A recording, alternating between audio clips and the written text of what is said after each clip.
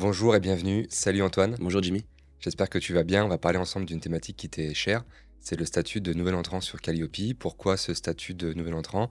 Parce que tu vas un petit peu nous en dire plus, mais il y a plein d'impacts sur l'audit, sur les indicateurs évalués, sur la façon aussi dont on va signer un contrat de certification avec un organisme. On va rentrer dans le sujet sans plus attendre, mais tout simplement, selon toi Antoine, c'est quoi la définition d'un nouvel entrant au sens de l'audit Calliope? Alors, le statut de nouvel entrant, finalement, c'est un organisme de formation qui est dans sa première année d'activité. On parle bien à partir du moment de l'obtention du numéro de déclaration d'activité. Et important, il ne faut pas qu'il y ait de bilan pédagogique et financier soit déclaré. Mmh. Voilà. Sachant qu'en fait, ce statut de nouvel entrant, ça a été défini dans plusieurs documents. Le guide de lecture du référentiel, Oui, donc ça, c'est le fameux document, le Graal, hein, avec tous les indicateurs, et toutes les règles à respecter. On a une précision aussi dans une FAQ, du gouvernement qui nous précisait qu'un organisme de formation nouvellement, créé, n'ayant pas encore transmis de bilan pédagogique et financier, donc c'est bien ça, c'est bien ce que tu dis en fait, hein, c'est effectivement. bien, pas de BPF, donc tu es considéré comme un Comme nouvel nouvel entrant. entrant. Donc il y a aussi l'arrêté du 31 mai 2023 qui vient définir davantage ce qu'est un nouvel entrant. Est-ce que tu peux nous en dire plus?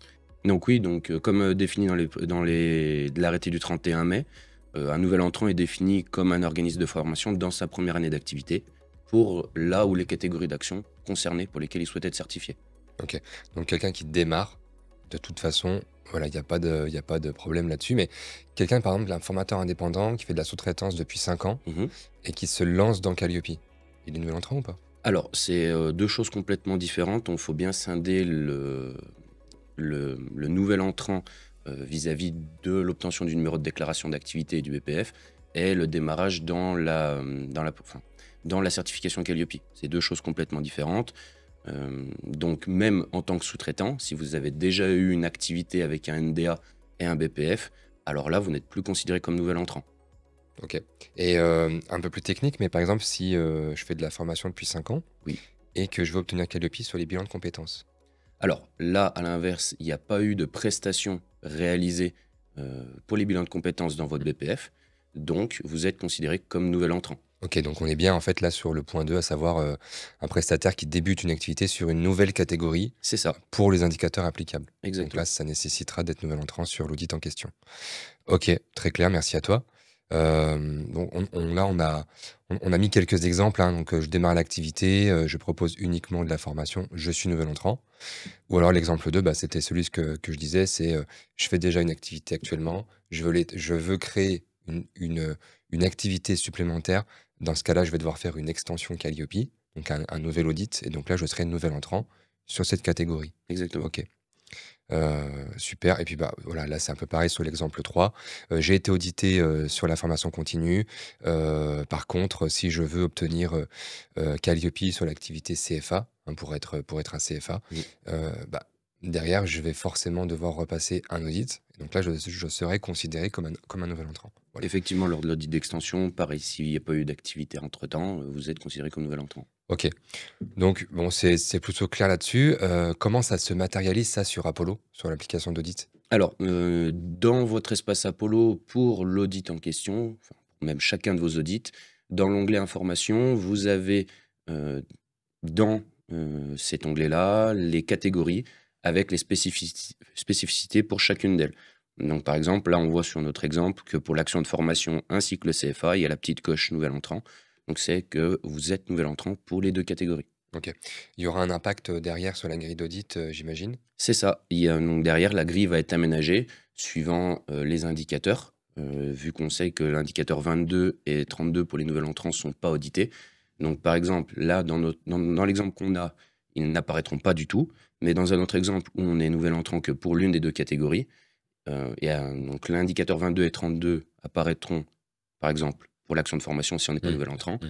mais n'apparaîtront pas pour le Ouais, CFA. super, et ça, c'est intéressant aussi, mais par exemple, tu as l'indicateur 2 et 3 qui portent sur les indications chiffrées, sur les informations chiffrées que tu Mhm. dois transmettre à ton public, que tu dois communiquer, et là où c'est intéressant d'avoir Apollo et d'avoir, la grille d'audit, c'est que les éléments qui sont évalués par l'auditeur ne sont pas les mêmes qu'un organisme classique. Typiquement, tu es nouvel entrant, tu as pas encore de chiffres, C'est ça. donc tu vas devoir, au final, informer ton auditeur sur les informations que tu communiqueras dans le futur. Et ça, c'est déjà intégré sur Apollo. Tu as la grille d'audit, directement avec, les questions, en lien avec ce nouvel entrant.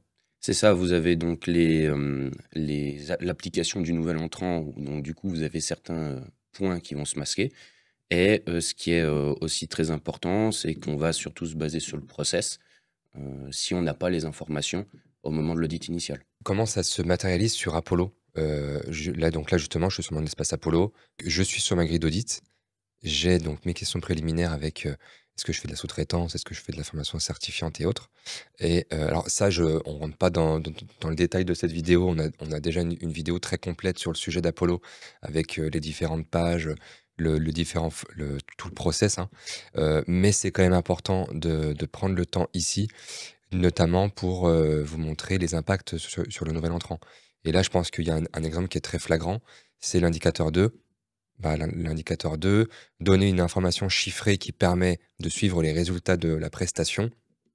Quand on démarre l'activité, il n'y a pas forcément beaucoup d'infos chiffrées, donc c'est pas pertinent. Donc, on se cale sur ce qui est demandé sur le référentiel, à savoir un ou plusieurs indicateurs sont pré-identifiés.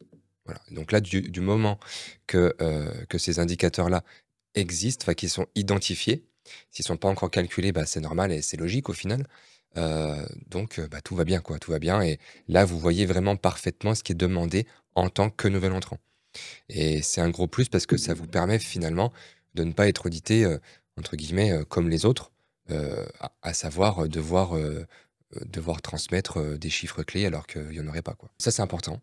C'est important, c'est aussi obligatoire depuis le 1er septembre 2023 maintenant. Est-ce que tu peux nous en parler de cette petite phrase-là? Alors, ça va concerner toutes les demandes, que vous soyez nouvel entrant ou non. D'ailleurs, aujourd'hui, vous avez 2 prérequis obligatoires avant de pouvoir réaliser l'audit, qui est d'avoir demandé votre numéro de déclaration d'activité et donc du coup, le deuxième prérequis qui est la mise en œuvre d'une action relevant de la ou les catégories pour lesquelles vous souhaitez être certifié et qui doit être réalisée avant l'audit. De toute façon, souvent, c'est logique parce que pour obtenir ton numéro de déclaration d'activité, il faut avoir fait une première prestation. Exactement. Donc au final, c'est cette première prestation qui va aussi te servir pour l'audit, Calliope à minima. C'est souvent celle qui est utilisée, pour l'audit, effectivement. Si je résume un petit peu là ce que tu viens de nous dire, est-ce qu'on est d'accord pour dire que le nouvel entrant finalement, c'est un peu tout ça? C'est un peu un prestataire donc qui démarre l'activité, Oui, qui a pas encore complété son bilan pédagogique et financier, qui est au final encore dans sa première année d'activité. Alors pas au sens, finalement obtention du numéro sirène, forcément, mais dans sa première année d'activité d'organisme de formation. c'est ça, Donc c'est quelqu'un qui, met en œuvre au moins une prestation pour démarrer l'audit. exactement. Tu peux très bien avoir monté ta boîte en 2015, pas avoir fait de formation du tout et puis faire une demande d'obtention de numéro de déclaration d'activité en 2025, ce qui fait que tu seras considéré comme un nouvel entrant sur Calliope. C'est ça. Si on rentre un petit peu dans le détail d'un audit initial, hem, on n'a pas parlé de ça, mais c'est quoi l'impact du nouvel entrant sur la durée d'audit? Est-ce qu'il y a un impact au final? Alors, pour l'audit initial, il y aura pas d'impact sur la durée. Il y aura un impact sur l'audit en lui-même et ça, on l'a déjà présenté. On va plutôt avoir, un impact sur l'audit de surveillance Mmh. où là, vous allez avoir une majoration d'une demi-journée supplémentaire qui sera, réservée pour, un échantillonnage d'indicateurs ou, de pousser un petit peu ce qu'on n'a pas pu voir lors de l'audit initial avec vous. OK, super. Donc c'est ce qu'on a là, c'est par exemple ici, j'ai le calcul de la durée pour, l'audit, de surveillance. Quel que soit mon statut, que je fasse, plus de 750 000 € de chiffre d'affaires ou autre, que je sois un CFA, peu importe, j'ai plus 0,5 jours d'audit par rapport à la réglementation. Exactement, Donc là, on a un simulateur. On a un simulateur sur le site de Certifopac, hein, donc Calliope/ressources/calcul durée d'audit et dans ce simulateur, bah, c'est un peu génial parce que, si je mets mon chiffre d'affaires, si je mets ma catégorie et si je mets que je suis nouvel entrant, eh bien, ça va me donner directement la durée d'audit, que je fasse, mon audit initial, ma surveillance ou mon renouvellement. Donc c'est là, hein, c'est ce que tu disais là, c'est si je ne suis pas nouvel entrant, la surveillance dure 0,5 jours. Si je suis nouvel entrant, il y a la majoration il qui y a s'applique. OK et donc là, elle s'applique quoi qu'il arrive. Donc je prends un exemple un petit peu différent, mais si je suis CFA, donc si je veux faire formation plus CFA, je vais avoir un jour et demi d'audit initial, un jour en surveillance, sauf Si je suis nouvel voilà, entrant, je suis nouvel entrant, paf, ça me rajoute 0,5 jours. OK. Donc ça, c'est vraiment un outil, génial, faut le tester, faut voir comment ça fonctionne parce que derrière, ça vous donne vraiment toutes les billes pour avancer sur le sujet, pour bien calculer votre durée d'audit. Et de toute façon, nous, on reste disponible aussi sur notre standard ou avec nos Mmh chargés mh. d'affaires. Si vous avez des questions plus précises sur le nouvel entrant ou sur comment on calcule, nous, nos durées d'audit, voilà, on reste aussi disponible pour vous expliquer tout ça. C'est quoi l'impact du nouvel entrant sur le cycle de vie du certificat? Est-ce qu'il y a un impact sur alors, on a parlé là de la durée, donc OK, mais sinon sur tout le reste? Non, il y a aucun impact. Votre cycle, il est quand même d'une durée de 3 ans. Il n'y a pas, de sous-catégorie ou autre sur votre Ouais. certificat, nouvel entrant et cetera. Il y a pas Voilà. une période, probatoire, où on Non, dit: du «Non, tout, voilà, pendant un an, il doit faire que ça», enfin voilà, OK. du tout, du tout. On a parlé donc d'Apollo avec, la grille et les indicateurs donc qui se masquent ou qui s'affichent en fonction sur la typologie concernée sur le nouvel entrant. Il y a une alors on rentre pas dans le détail, mais il y a une dizaine d'indicateurs qui fait l'objet donc d'obligations spécifiques, nouvel entrant.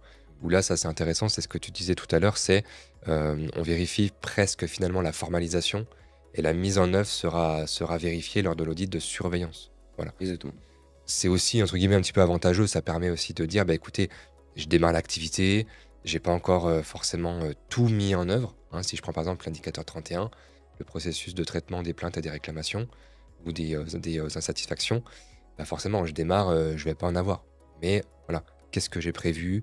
Quel est mon process? Comment j'envisage de mettre en place, les choses pour le futur? C'est ça qui va être important et c'est vraiment cette petite phrase-là qu'on retrouve dans le guide de lecture, à savoir: «La mise en œuvre sera évaluée lors de l'audit de surveillance».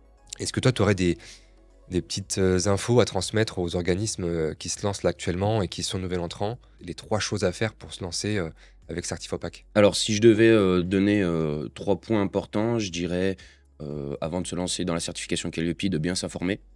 Donc pas hésiter à utiliser notre site internet.